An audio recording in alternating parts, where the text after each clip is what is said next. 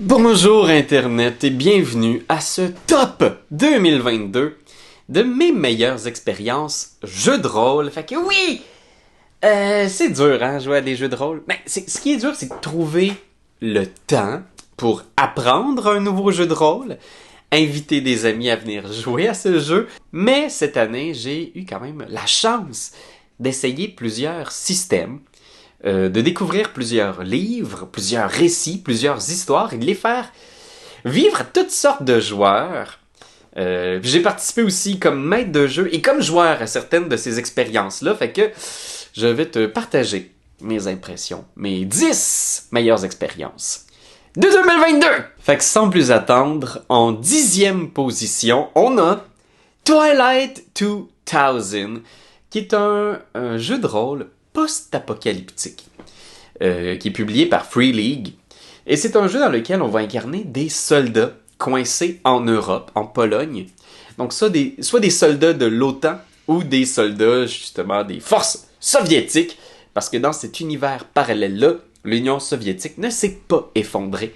Et donc on doit survivre, couper de la chaîne de commande, on doit essayer de retrouver un chemin pour revenir à la civilisation, si elle existe encore. Moi, ce que j'aime beaucoup de ce jeu-là, c'est la création de personnages.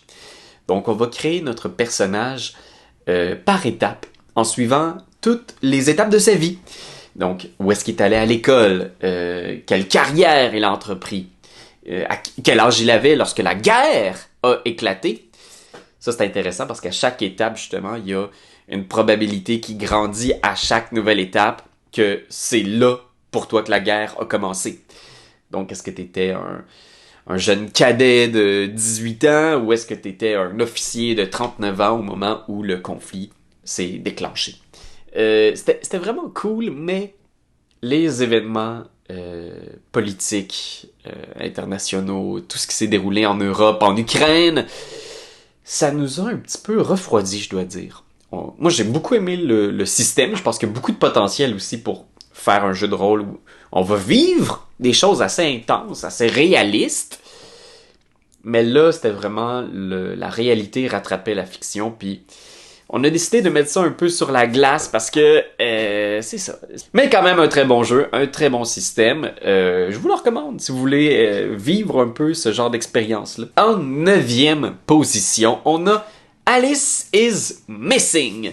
Fait que oui, j'ai pu finalement essayer ce jeu de rôle vraiment original, vraiment unique, où on va jouer uniquement en utilisant des messages textes. Puis on vit un peu l'effervescence, l'angoisse, la peur en temps réel de la disparition d'un être proche, un être cher. T'sais. Là où je pense que ça marche bien, c'est que toute ton attention est focusée sur l'histoire, sur le fil de texte.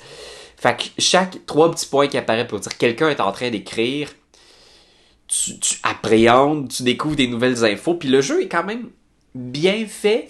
Il y a une série de cartes à certains moments clés du jeu, à certains minutages de la partie, où soudainement le jeu va t'imposer quelque chose. T'as découvert quelque chose d'horrible, ou quelqu'un vient de t'appeler pour te dire ça. C'est vraiment une expérience unique, c'est super émotif. La trame sonore, ça aide, ça nourrit le fait qu'on est dans le silence.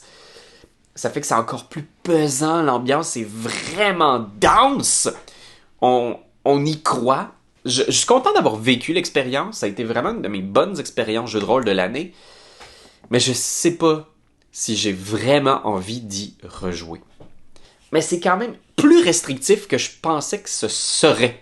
Comprends-moi bien, c'est que, tu sais, moi, si tu me mets pas des barrières claires, ça se peut que je déborde un petit peu de ces barrières-là. Puis il se trouve que dans la partie qu'on a jouée, j'ai tué un des suspects. Et ça fait qu'on s'est retrouvé dans une espèce de drôle de bulle en fin de partie où la personne qui devait être le criminel, était déjà mort. Fait que là, on devait faire par texto essayer de clarifier. Le gars qui est mort, il est plus mort, il est là. C'est vrai, ça? T'sais, ça, je dois dire que c'est un peu dur. Comme il n'y a pas de maître de jeu et qu'on est toujours avec le texte, c'est parfois dur d'essayer de recadrer la partie. Fait que oui, je me suis senti un petit peu limité, puis je pense que c'est uniquement pour ça qu'il n'est pas plus haut dans mon top, parce que ça a été vraiment une super expérience.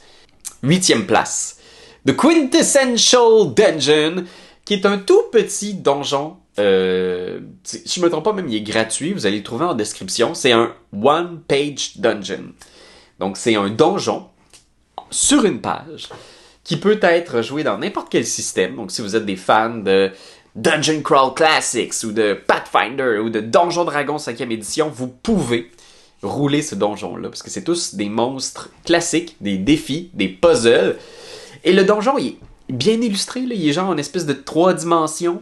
Fait que tu visualises bien comment ces petits passages-là vont passer d'une pièce à l'autre, et c'est vraiment le best-of des donjons un peu funny.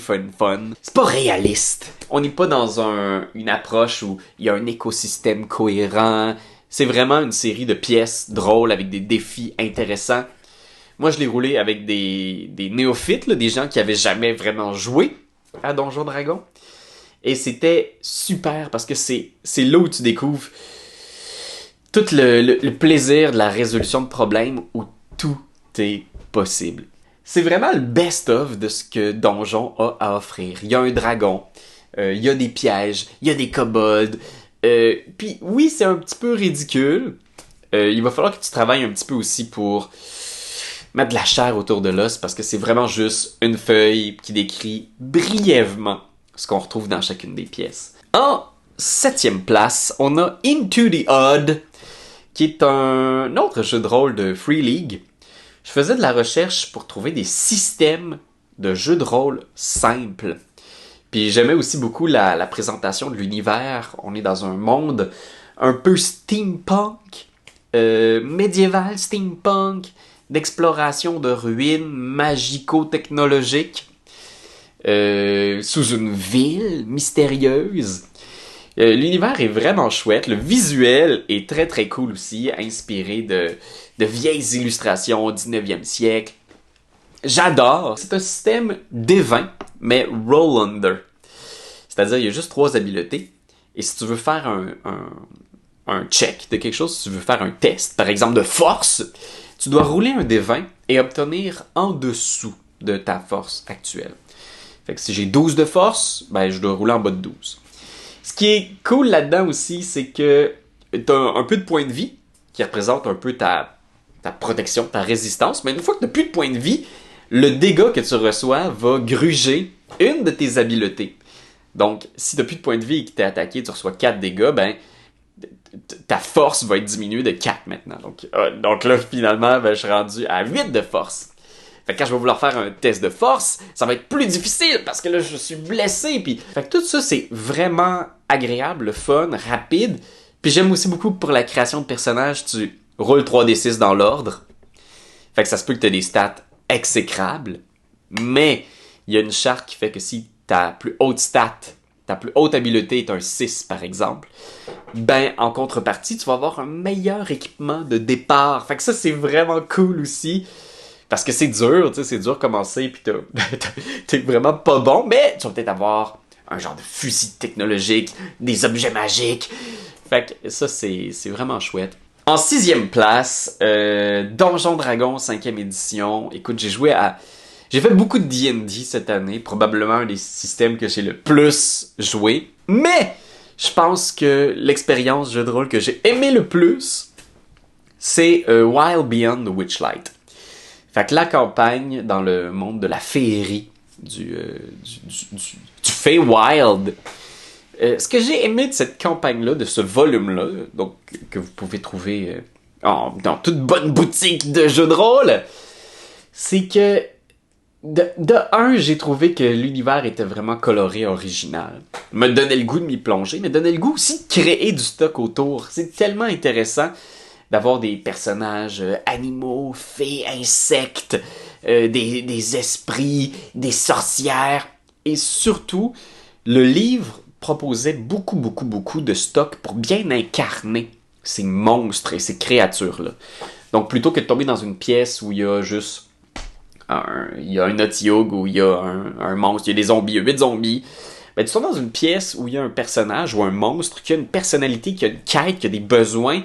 Fait que ça crée toujours une opportunité de négocier, de comprendre les gens, d'essayer de faire comme Toi, pourquoi est-ce que t'es là? Qu'est-ce que tu cherches? Est-ce que je peux t'aider peut-être?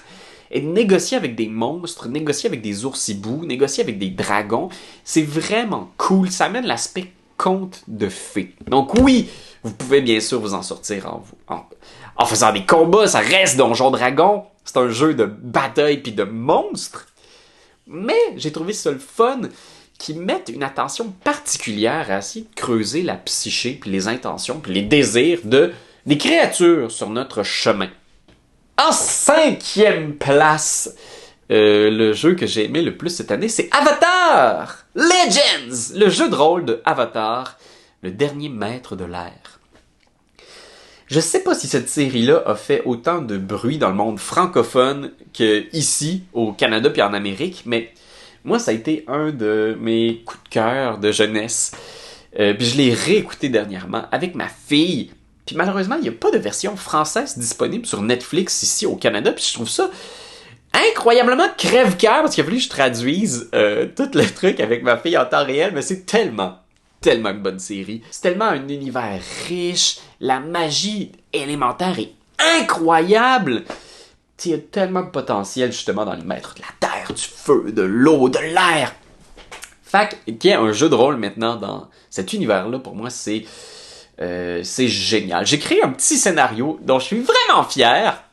Je l'ai fait jouer à quelques personnes. Je vais peut-être avoir la chance, quand le jeu va être disponible, de faire un playthrough, de faire une partie qu'on pourrait filmer pour vous, Internet, mais j'ai adoré ça. Fait que c'est Powered by the Apocalypse, fait que c'est un système 2D6 dans lequel le maître de jeu roule pratiquement jamais. Donc le joueur doit répondre à des situations que le maître de jeu impose, et c'est selon ses roulés, il va soit échouer ou réussir, ou parfois un petit peu des deux. Mais ce que j'aime, c'est que le système de combat qu'ils ont créé pour Avatar est aussi intéressant. Donc tu dois choisir ta posture de départ à chaque tour de combat. Vas-tu être en défense, à l'attaque, en évasion? Ça, c'est vraiment très chouette parce que c'est un petit roche, papier, ciseaux. Où est-ce que tu te demandes qu'est-ce que ton adversaire va faire? Est-ce qu'il va aller pour te neutraliser ou est-ce qu'il va être sur la défensive? Il va essayer de fuir peut-être. 4e place, c'est un scénario, en fait, que j'ai roulé plusieurs fois. C'est un scénario de Pathfinder Society qui a été créé pour la première édition de Pathfinder. Mais je pense sincèrement que ce scénario-là est assez simple. Il est plus narratif que mécanique, fait qu'il pourrait très bien s'adapter à d'autres systèmes. Ça s'appelle Outbreaker Die. Alors, à mort, le briseur de promesses. C'est ma traduction maison. Il existe malheureusement pas de version française de ce scénario-là, mais c'est vraiment un bon scénario d'introduction, tu sais. Où est-ce qu'il y a autant de roleplay que d'enquête, que de combat. Je vais essayer de pas trop spoiler là, pour ceux qui voudraient peut-être le jouer. Mais en gros, ce qui arrive, c'est qu'on est des membres de la Pathfinder Society et on est envoyé à Daggermark, qui est une ville un peu sordide, où il y a beaucoup de criminels, mais il y a même une guilde d'assassins, une guilde d'empoisonneurs. Et on est envoyé là-bas justement pour aider le capitaine local de la Pathfinder Society. Et ce qui arrive, c'est que dans les 5 premières minutes, attention spoilers, dans les 5 premières minutes du scénario, on arrive, on discute avec le capitaine, genre, s'étouffe, tombe, il est empoisonné. Fait qu'on doit réagir à notre officier qui est empoisonné. Puis ensuite, c'est une course folle pour retrouver la personne qui l'a empoisonné. Il y a tout un lot d'indices. Il y a plein d'embranchements. Fait que je l'ai roulé 3 fois, ce scénario-là, et à chaque fois, le groupe a pris une direction complètement différente. Il y a plein de choses que tu peux faire. Tu peux fouiller dans le bureau de l'officier, tu peux aller poursuivre la personne qui était là il y a 2 secondes avant que vous arriviez pour votre rencontre. Et tout ça, ça coûte du temps. Et ce temps-là, il y a une ligne de temps quand même assez rigoureuse qui indique qu'est-ce qui se passe avec l'empoisonneur, où il s'en va, qu'est-ce qu'il va faire. Fait que il n'y a pas beaucoup de temps à perdre, c'est ça qui est le fun. C'est que tout de suite, on tombe dans l'action. Il y a beaucoup de gens qui me disent que Pathfinder, surtout la première édition, elle est pas accessible, elle est compliquée, elle est... Mais moi, je l'ai roulé, là, j'ai présenté à ma gang de théâtre qui avait jamais fait de jeu de rôle ce scénario-là. Je leur avais donné des personnages pré-générés niveau 1. Puis on s'est lancé là-dedans. Puis ça a été tellement simple. Juste roule perception. roule connaissance nature, roule connaissance arcana. Et tout ça est bien fait pour graduellement arriver dans le comment est-ce qu'on roule des dés, où est-ce que tu t'en vas. Et quand tu tombes dans un combat, là, soudainement, c'est comme, OK, parfait. Fait que là, on a déjà appris comment rouler des dés, comment parler de son personnage. Maintenant, mourir. Troisième position, c'est Fiasco, la nouvelle édition. Donc, j'avais joué à l'époque avec le Fiasco qui se jouait avec des dés. Mais maintenant, Fiasco s'est refait une beauté, a refait un système un peu, et c'est avec des cartes qu'on joue. Donc, Fiasco, c'est un jeu de rôle dans lequel il n'y a pas de maître de jeu. Fait qu'on va créer une histoire un peu inspirée des films des frères Coen. Donc, c'est des petits criminels un peu pathétiques qui vont essayer de faire une arnaque, un coup, un cambriolage, un meurtre peut-être même, et qui vont, probablement foirer leur plan. T'sais, c'est ça l'idée de Fiasco, c'est de voir une catastrophe arriver au ralenti, suivre des personnages qui devraient pas enfreindre la loi et qui le font pareil et qui le regrettent.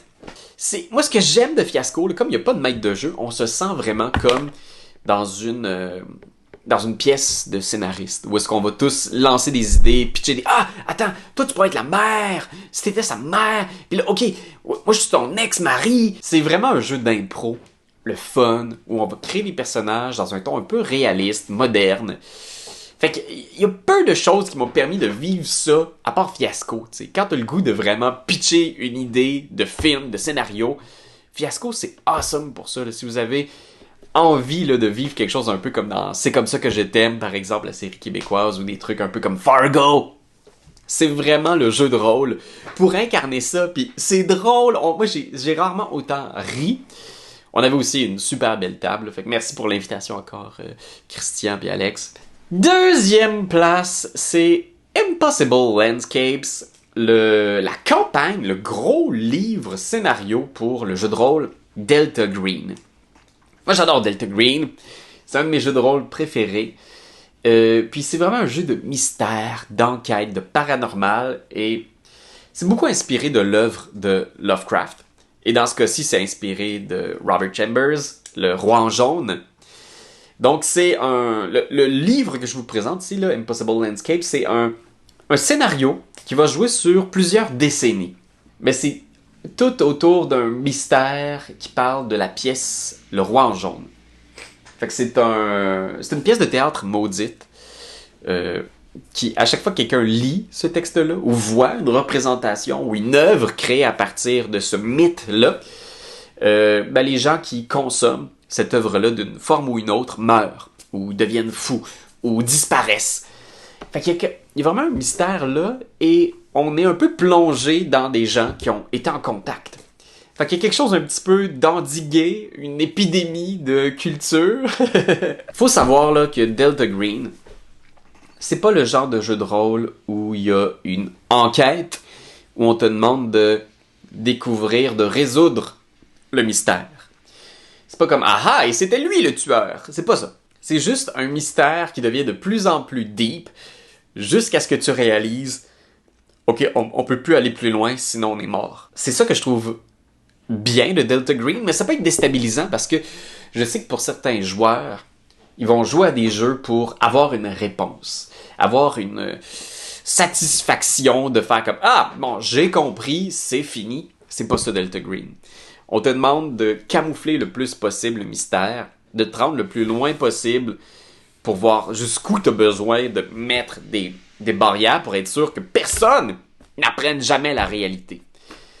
Fait que c'est ça qui est un petit peu déstabilisant, je pense, au début, mais moi, si vous aimez des trucs, là, un peu comme horreur liminale, là, ces espèces de longs couloirs-là, parce qu'il y a des univers parallèles là, dans Impossible Landscapes où soudainement, t'es plus dans la réalité, pis t'es comme, oh my god, cet endroit-là a pas de sens, c'est creepy, c'est horrifiant, c'est déstabilisant, c'est vraiment bien fait, le livre aussi est magnifique, chaque page te fait te remettre en question en faisant comme il y a des informations qui sont répétées, qui sont découpées, qui sont censurées, C'est vraiment une superbe édition, là. Vraiment chapeau à l'équipe de Art Dreams Publishing, parce que ce livre-là, c'est un des plus beaux livres que j'ai vu cette année.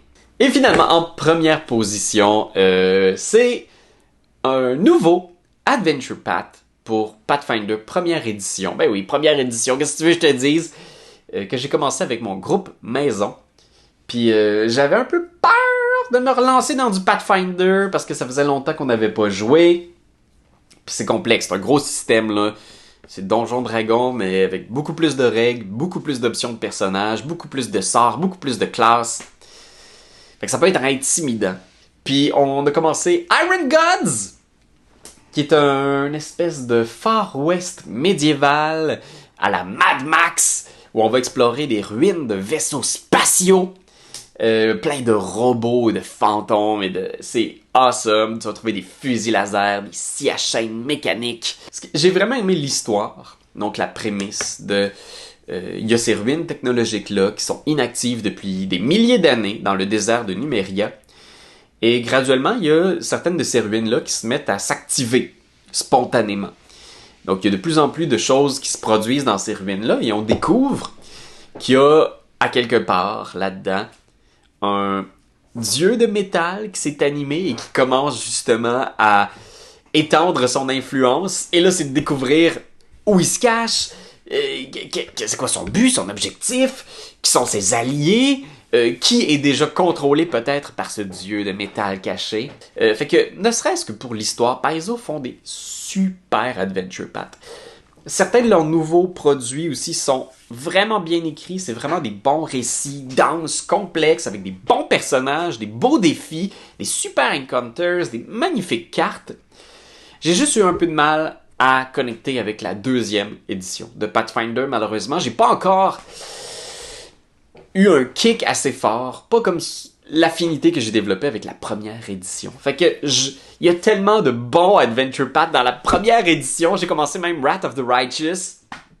Fait que tu sais, j'ai du mal parce qu'il y a tellement encore de bon matériel à explorer dans la première édition qu'on dirait que je vais finir toutes les Adventure Paths de la première édition, puis après ça, je verrai si j'embarque dans la deuxième. Fait que c'était mes 10 meilleures expériences jeux de rôle de l'année. Je suis curieux de vous entendre. Quelles ont été vos meilleures expériences jeux de rôle de l'année? Partagez-nous des systèmes, des livres, des aventures, des découvertes. Fait qu'hésitez pas à nous faire découvrir des choses dans les commentaires. Ça va me faire plaisir de les lire. Puis d'ici là, faites attention à vous. Puis on se revoit très bientôt.